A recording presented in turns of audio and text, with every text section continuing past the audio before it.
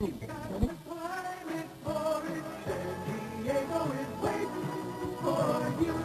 Diego has the perfect climate for fun and excitement.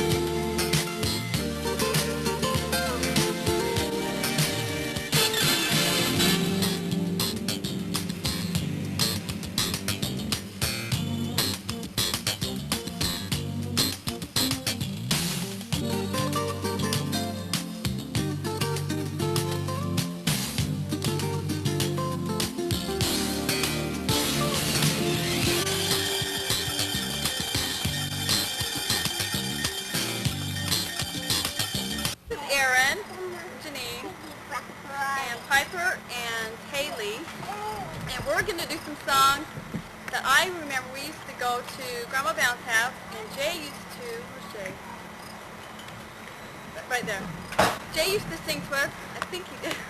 He used to sing a song with the guitar, and these are some of the songs that he sang. Okay, let's see.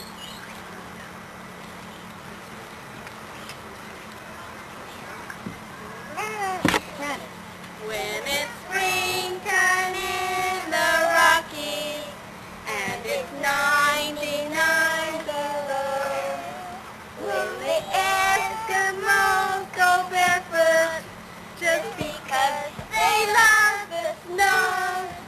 When the polar bears get hungry and they start to lose their hair, when it's springtime in the Rockies, then I'll change my underwear.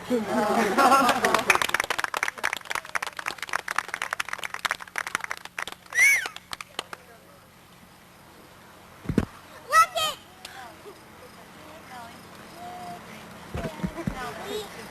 Mares-y-dotes and little lambs-y divey, Achilles-ivy too, wouldn't you? If the words sound queer and funny to you, a little bit jumble and drivey, sing mares-y oats and does-y oats and little lambs-y divey. Oh, mares-y dotes and little lambs-y divey, Achilles-ivy too, wouldn't you? Achilles-ivy too, wouldn't you?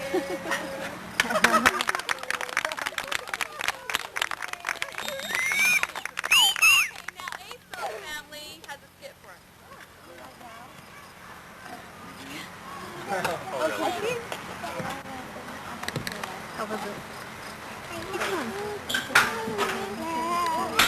Okay.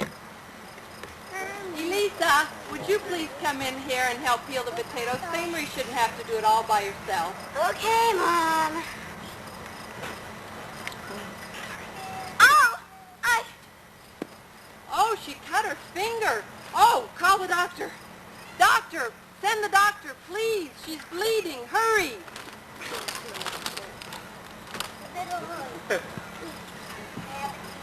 Oh, doctor. You gotta talk loud.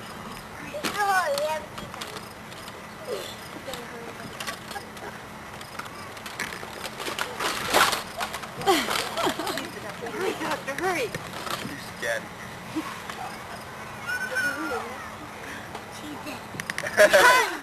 Cut. That was way too slow. You guys have got to speed it up. Okay.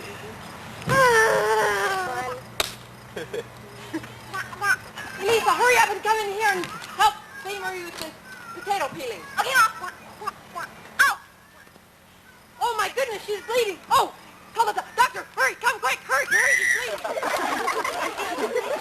Hurry, doctor, she's bleeding. Hurry, please, quick. She's dead. Cut. That was a little bit too fast. You guys slow it down just a little bit. We'll never get to that golf game. Potato movie, take two. Elisa, would you please get in here and help Famory peel the potatoes? Okay, Mom.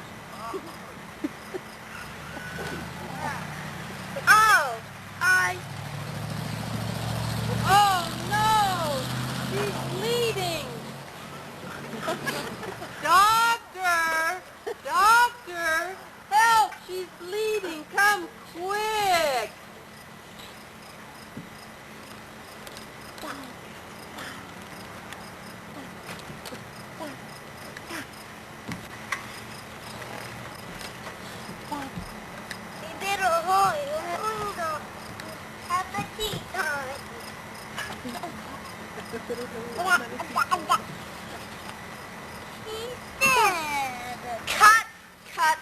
Cut. You guys have got no feeling in this. This is a tragic movie. She's dying here. Put more feeling in it. From the top. Oh, I hate it when we have...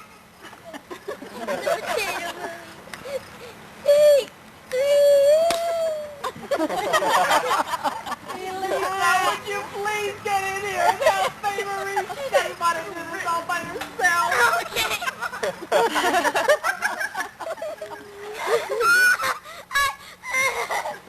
Oh no, she cut herself. Oh, doctor, please come and help Marie. We have a date.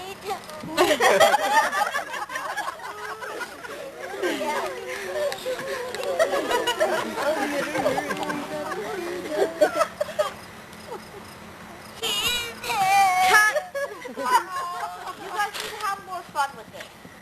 Just don't be so sad.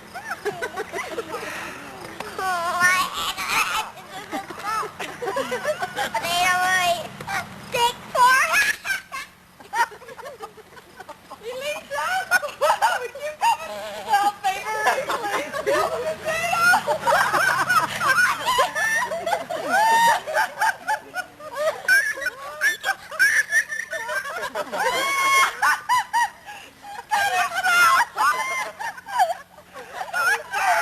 Please come, I think she's bleeding to death. lost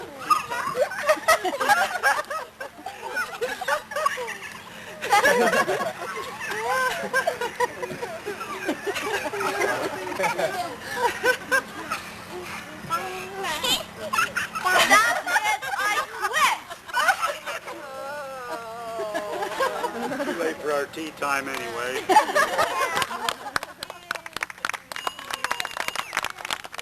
But I wanted to just tell something for her video that I kind of remember growing up in the family. Some kind of funny little experiences that we had. Am I too close? You're fine. Okay. The one that I recall, and I don't even remember who was with us. I think Jay. I don't know if Bruce was there or who was there exactly. Mom and Dad were there. We went deer hunting. So it was in the fall. And it was when Jay and Bruce had the old army truck. And we took that out there because there were a lot of us out there. Jensen's went. I remember that. And Dale Miller was there. And, I don't remember. Quite a few different people were out hunting. And they took us out on the hill. And I guess I was kind of the spotter and the tracker because I was too little to shoot. But I remember following Jay down over some cliffs. They'd shot a deer and they were tracking it, and we were following the blood tracks. We walked and walked. It must have been miles and miles that we walked. Well, we come up out of the ridge and we never did find the deer. But all of a sudden, we were way out in the desert, and all of a sudden, off in the distance, we could see the old army truck a-coming. And here it was coming, and Dad was driving it. And he and Mother had decided they wondered where we were and why we hadn't come back to camp. Here they come, driving that old army truck out through there. And I don't even remember how old Dad was then, but, oh, he must have been in these, how old would he have been, 60, 70? I don't know. But we got that army truck out there, and everybody kind of gathered around. We were going to get aboard and go. And they went backward around and turned around, and the axle broke. Here we were way out in the middle of nowhere. We must have been about 20 miles from camp. And so they hum-hawed around and figured that they could put dual wheels on the front and we could literally claw our way back to camp. So they proceeded to do that. They put double wheels on the front of this truck so that we only had single tandem at the back. And they needed a lot of weight on the front, so all the hunters sat out on the front, and I had to sit in the back, and I had guns in both arms like this. And we were bumping along like this, going along through the desert up and down these little, and you just pray that you'd get up the next little hill, because here this thing was just a clawing its way. with the front tires. But we finally did make it back to camp, but I'll never forget that experience. And even though we had a lot of hardship, they had a trailer out there in the desert there, and I remember when we got out there to set up camp, Mother and I had to clean that trailer out, and we found several little homes of mice in there, and seeing this little rat here reminded me of that. We had to clean out those little homes, and there were little mice and in this trailer out there. Little mice. Of course, they weren't tame like that. A little bit wild, but that was an experience that I remember growing up in the family, and I know there's just a lot of experiences, but that's one I think would be fun for us to have on our videotape. Okay, Mom. You're on, Mom. Mom. You're on. Okay, well, some of you will remember the experience that before I was married, we went back to New York to pick up Jay after he got off his mission. He'd have an extension on his mission to do the artwork on the Palmyra pageant back there. So we went back, and there was Mom and Dad and Dale and I, and Asa went back. Asa was little enough that he could sit in the bottom of the seat practically. But we drove back there. We didn't have air conditioning in the car at that time, and so it was kind of warm. We just had to keep the windows open. But we took it a day at a time, and we cook our Mother Bound had canned some chicken. She'd take that and open it up and make sandwiches in the morning. We'd buy a head of lettuce to put with it, and we stopped along the roadside and ate our lunch on the way each day. And we got back there, and we met Jay back in Pennsylvania, or someplace anyway, back at Palmyra, and saw all the sights back there, and met some of the people that he'd worked with, and it was quite fun. And then during the day, we saw the pageant on the hill every night that it was put on, and then in the daytime we'd go to Niagara Falls or go to New York. But then when we were ready to come home, we had a little taste of New York City, which didn't leave a very good taste in our mouth. We went through the subway.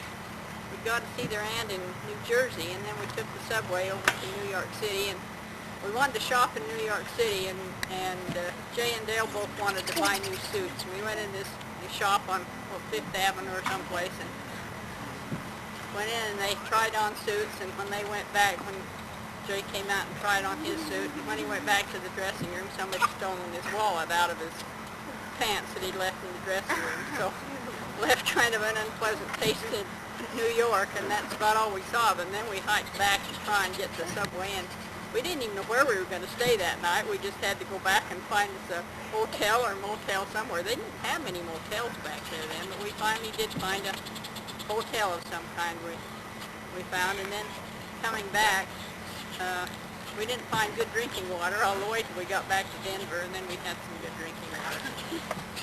And then from Denver home, I remembered that I noticed after we just left Denver that I didn't have my engagement ring. And I was so scared I didn't dare tell anybody.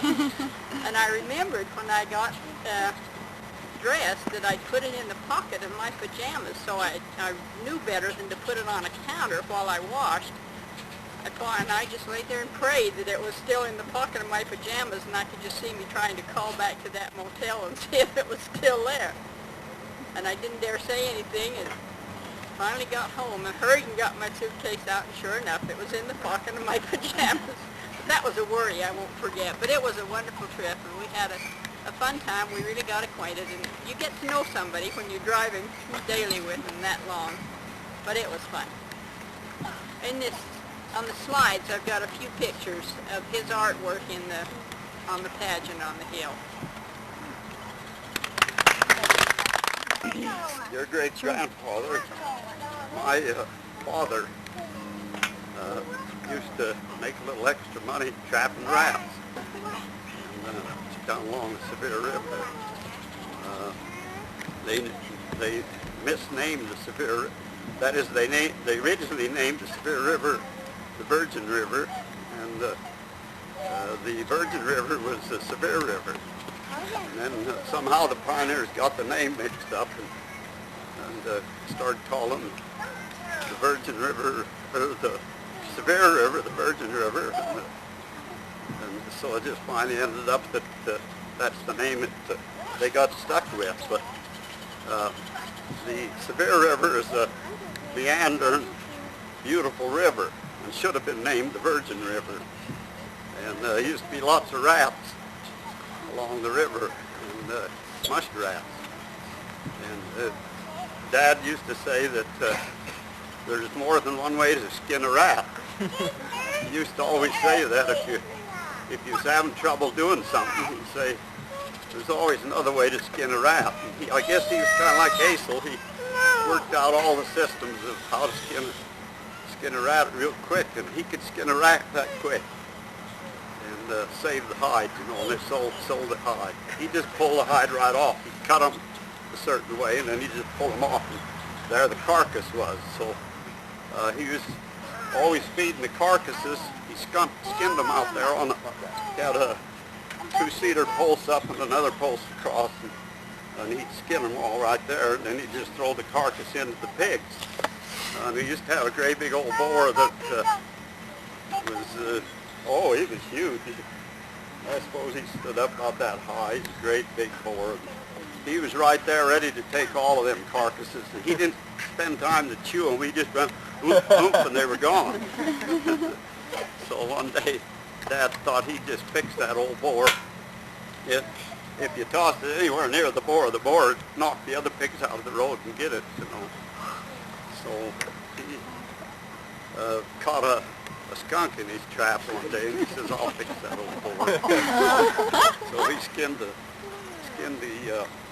a few rats and got them in the habit of grabbing the rats. And he skinned this skunk and throwed it in there, and this big old boar grabbed that skunk and made a couple of big chunks, and it was gone. Dad said as the funniest expression come on his face. He started blinking his eyes and started going backwards like that. And he went, woof, woof, woof, woof, woof, and he hit a cedar post and away he went. Dad used to tell that, and he'd lay down on the floor and laugh. He said, the funniest thing I ever saw. It's been great. Joyce, you gathered all of us together for the first time for a long time, and all of the little ones have been around, and we've just had a really wonderful time. And I think we should give Joyce and her family a great big hand for entertaining us so well.